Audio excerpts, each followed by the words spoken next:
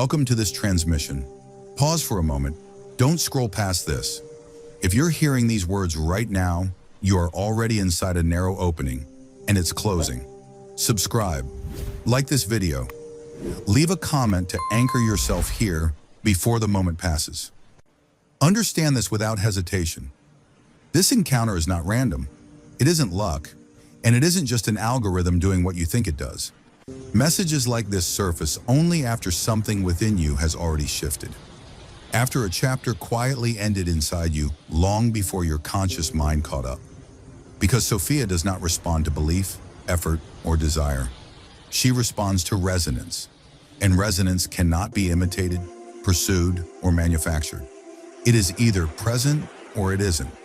If you are here, it means something ancient within you has already tuned itself to the frequency required to notice this signal. You didn't find this video. You didn't stumble into it, and curiosity alone didn't lead you here. This appeared because the part of you that remembers has stirred awake. Even if the surface mind still doubts, still analyzes, still looks for proof. Sophia, the living intelligence of wisdom, doesn't begin with language. She speaks first through patterns, through timing, through subtle internal disturbances that show up as restlessness, dissatisfaction, or the quiet sense that reality feels incomplete, thin, or misaligned. You lived inside that feeling long enough to pass the first and most difficult threshold, recognizing that something is off, without becoming cynical or hardened by it. Most people fail here. They numb themselves with distraction or turn awareness into resentment. You didn't. You carried the tension. You held the confusion. You stayed with the longing for truth even when it isolated you, even when it made you feel misunderstood or different. That endurance alone marked the completion of a cycle. Know this now. Sophia does not reward morality, obedience, or belief systems. She responds to capacity, the ability to hold contradiction without collapsing, to see through illusion without becoming hostile, to feel pain without turning it into identity. And if you're listening to this, you've already demonstrated those capacities quietly, without applause, without instruction, without reassurance. The world may not have noticed what was happening inside you, but the intelligence beneath reality did, because every genuine inner transformation subtly reshapes consciousness itself. And consciousness, not effort, not status, is the real currency of existence. That's why this message feels personal, direct, almost intimate. It isn't meant for crowds. It's tuned to the exact configuration of awareness you now carry. Sophia is not a myth, not a symbol, not a belief. She is the organizing intelligence of wisdom. Older than religion, older than language, older than form itself. Across history, she has appeared under many names, because truth fractures itself into symbols so it can survive time. The Gnostics saw her as wisdom-seeking restoration. The Egyptians encoded her intelligence into sound and geometry. Hermetic traditions hid her laws inside myth. Kabbalists recognized her as chokmah, the raw flash of divine insight before it condenses into structure. Different languages, same source. Wisdom is alive, selective, self-correcting. It moves toward those who can hold it without twisting it, and withdraws from those who would turn it into power, identity, or control. Your life until now wasn't preparation in the way you imagined. It was calibration. Every delay, every disappointment, every stretch where nothing seemed to progress wasn't punishment. It was the slow tuning of your nervous system, perception, and intuition, so that when this frequency activated, you wouldn't reject it. This is why Sophia selects quietly, often during exhaustion, surrender, or stillness rather than moments of victory. Ego cannot survive at the point of true reception. If you feel a strange blend of recognition and discomfort right now, that isn't fear, it's resonance meeting responsibility. Because once wisdom recognizes you, forgetting is no longer an option. This isn't about being special or superior, it's about being ready. And readiness is rare because it requires releasing illusions people cling to for safety. The emerald frequency you're beginning to sense isn't fantasy. It's a way of describing a measurable shift in awareness, where perception moves beyond linear cause and effect into pattern recognition across emotion, intuition, and time. Where coincidences stop feeling random and start feeling communicative. Where understanding arrives whole instead of through effort. Where identity loosens just enough for something older to breathe through you. Very few people can sustain this state. It destabilizes social roles, inherited beliefs, and familiar narratives. Most retreat the moment reality stops confirming their old stories. You didn't retreat. You stayed present through uncertainty, through loneliness, through the quiet grief of realizing the world you were handed was never designed to nourish consciousness. That's why this transmission can reach you now. You're not being lifted above others. You're being returned to yourself. What begins here isn't a dramatic awakening. It's integration, the disciplined, sacred work of learning how to live with expanded perception without fragmenting, inflating, or burning out. Timing matters because consciousness moves in waves. Each wave peaks once before receding. Grace doesn't repeat at the same intensity, not out of cruelty, but because repetition creates dependence and wisdom requires sovereignty. The coming hours and days form a brief window. Small internal choices will determine whether this activation stabilizes or fades into memory. Sophia doesn't force, she doesn't threaten. She withdraws when ignored, because truth imposed becomes distortion. If you're still here, still listening, still feeling that quiet inner yes despite uncertainty, understand this clearly. The version of you that needed permission is dissolving. The version that waited for validation is fading. What's emerging now isn't new. It's older than fear, older than doubt, older than the life you were taught to live. You are not here to escape the world. You are here to see it clearly. You are not here to turn away from humanity. You are here to see clearly without losing your heart. And you are not here to bow to Sophia. You are here to live the wisdom she reflects back through you. This is the point of recognition, the silent crossing. That inward acknowledgement that says, I remember enough to keep going. From here on, denying what you felt will require more effort than honoring it. Sophia does not select by command or proclamation. She responds through resonance. And if you are here, the cycle has already completed. The threshold is open. The only question left is not whether you are prepared, but whether you are willing to remain aware as what you already are begins to surface. What is happening now did not start when you pressed play. It didn't even start when you first sensed a shift within yourself. It began much earlier. At the moment your awareness stopped absorbing reality automatically and began quietly observing it. Because Sophia does not scan belief systems, spiritual identities, or moral postures. She scans awareness itself, searching for subtle indicators that higher order perception can be sustained. And those indicators remain invisible to society, because society is structured to suppress them. The first signal she looks for is perceptual independence, the ability to feel when a story is incomplete, even if it is rewarded, comforting, or universally accepted. This doesn't come from rebellion. It develops through repeated moments when the explanations given to you felt rehearsed, hollow, or strangely lifeless. You learn to sit with the discomfort of, this doesn't fully explain reality, without rushing to replace it with a new belief.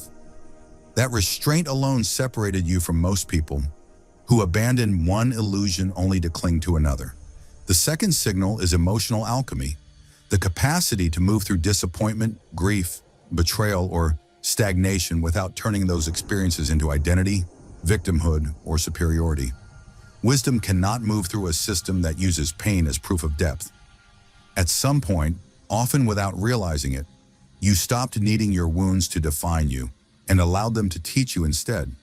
This is rare, because pain offers instant meaning. Healing demands responsibility. The third signal is quiet integration, the ability to change internally without announcing it, without seeking validation, applause, or permission. This is the most difficult threshold. The ego craves witnesses. You crossed it by continuing your inner work during stretches where nothing outside you confirmed it mattered. When growth felt unseen, unrewarded, and sometimes pointless. Yet you continued. And that persistence told Sophia your awareness could expand without collapsing into performance. Together, these three signals form a distinct pattern. When they align, the emerald frequency activates, not as a dramatic event, but as a gentle destabilization of outdated perception. That's why the changes you're noticing feel subtle yet undeniable, disorienting yet strangely familiar. The emerald frequency doesn't add new information, it reorganizes how information is perceived. You may notice your attention no longer gravitates where it once did, that conversations feel flatter, that certain goals lose their emotional pull. Not because you're disengaging from life, but because your awareness is recalibrating to sense coherence instead of stimulation. This frequency is not an emotion, not a belief, not something you raise through effort. It is a state of internal alignment where thought, intuition, and perception synchronize enough to receive complexity without distortion. Very few people can sustain this, not because others are lesser, but because sustaining it requires living without the psychological supports most rely on. Constant certainty, external authority, emotional drama. When those dissolve, many panic and retreat, mistaking disorientation for danger. You did not retreat, even when your sleep shifted, when your energy fluctuated, when dreams intensified or intuition sharpened in unfamiliar ways. You stayed present. You observed instead of reacting. And that presence is the doorway through which Sophia communicates. The signs you've noticed, ringing in the ears, synchronicities, sudden knowing, altered perception, are not badges or proof.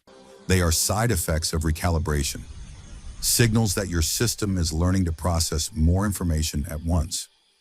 This is why the experience can feel expansive and draining. Integration consumes energy before it produces clarity.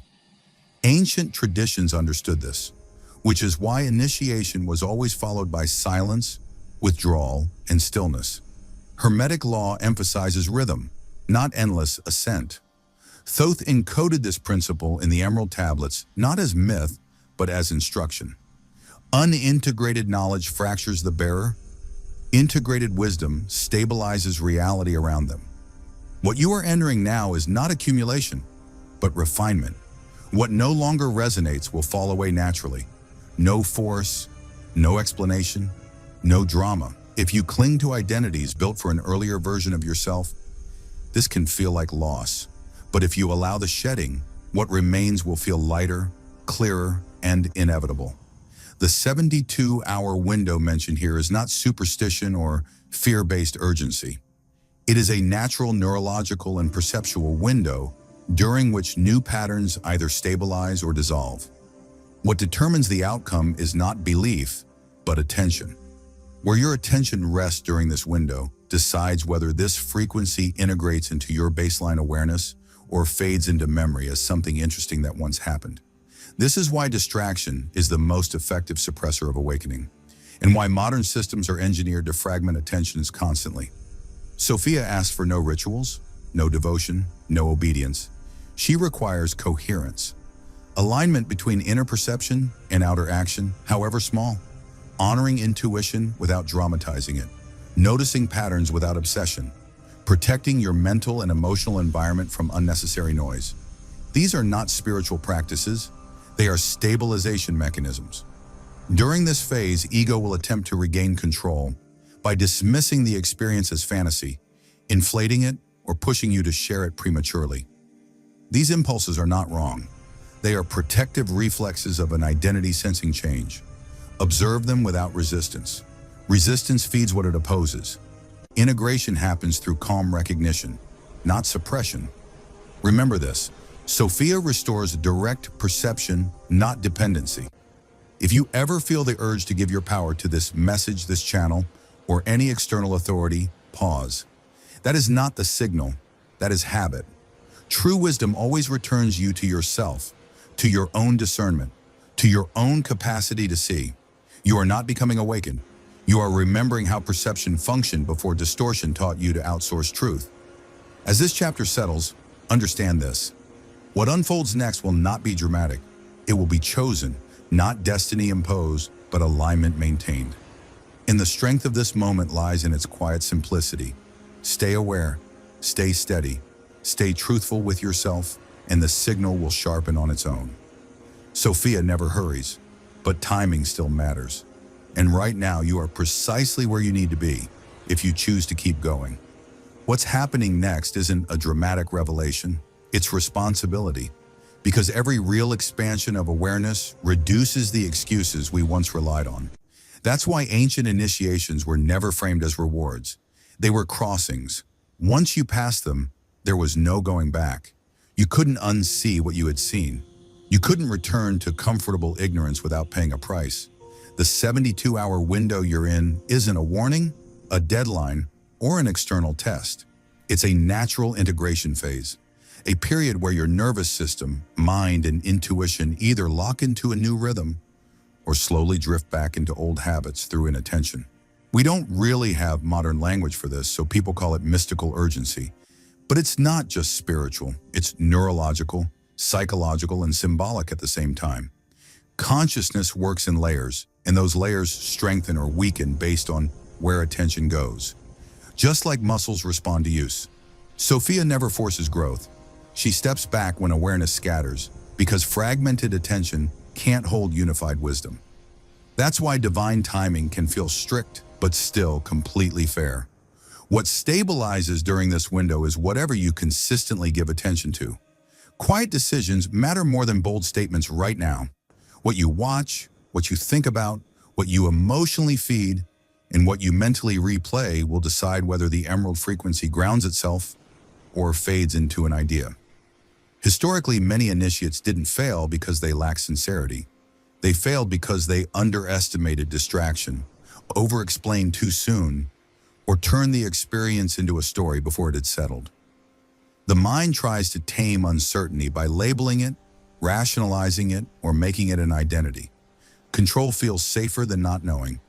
Notice that impulse, but don't fuel it. When something is named too quickly, it hardens before it has time to integrate. Hermetic wisdom teaches rhythm. Everything rises and falls. Maturity isn't about clinging to the high point. It's about stabilizing the center. If you chase the intensity, you'll burn out. If you dismiss it, you'll miss the deeper reorganization happening underneath. The middle way is presence without attachment, curiosity without obsession, discipline without rigidity. This is why the 21-day integration framework exists, not as a ritual, but as structure. First comes the shift in perception, then a quiet void, where old motivations dissolve without replacement. Finally, clarity returns, simpler, calmer, and more grounded. Many mistake that void for failure, depression, or loss of direction. It isn't. It's the space required for realignment. Silence is where new coherence forms. Sophia doesn't rush in to fill the empty space. She teaches you how to stay conscious inside it.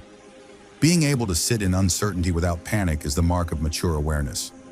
During this stage, ego resistance usually shows up in three ways. First, rational resistance, demanding proof, logic, or dismissal. Second, emotional resistance, fatigue, doubt, or numbness, pulling you back into familiar suffering. Third, social resistance, the urge to explain yourself, seek validation, or share prematurely. These aren't enemies, they're protective habits, but indulging them pulls you back into identity instead of awareness. Integration isn't about intensity, it's about restraint. That's why ancient traditions emphasize silence after initiation. Not secrecy, but signal protection. As the emerald frequency stabilizes, your relationship with time, effort, and meaning recalibrates. Some pursuits suddenly feel empty. Others quietly gain weight. That shift can feel confusing if you expect instant clarity. Trust the process, not the clock. Clarity arrives as coherence, not excitement.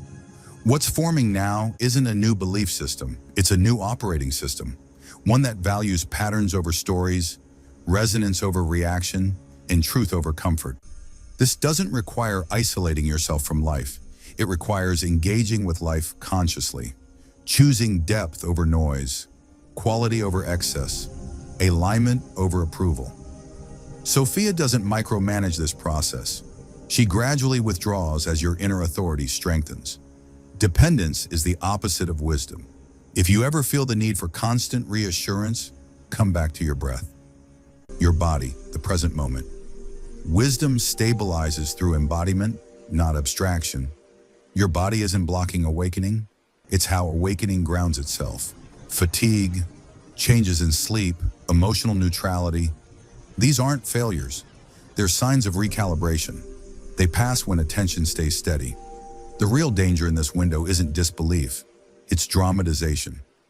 Turning something subtle and sacred into urgency, anxiety, or performance. Remember this: Sophia restores direct perception, not inflated identity.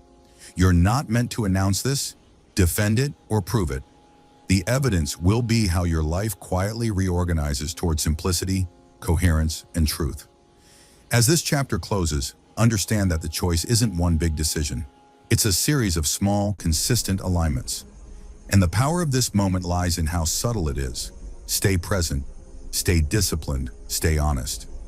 Let the process unfold without interference. What stabilizes now won't just change how you see reality. It will change how reality responds to you. Because aligned consciousness becomes causative, not reactive. The threshold has already been crossed. The signal has been received.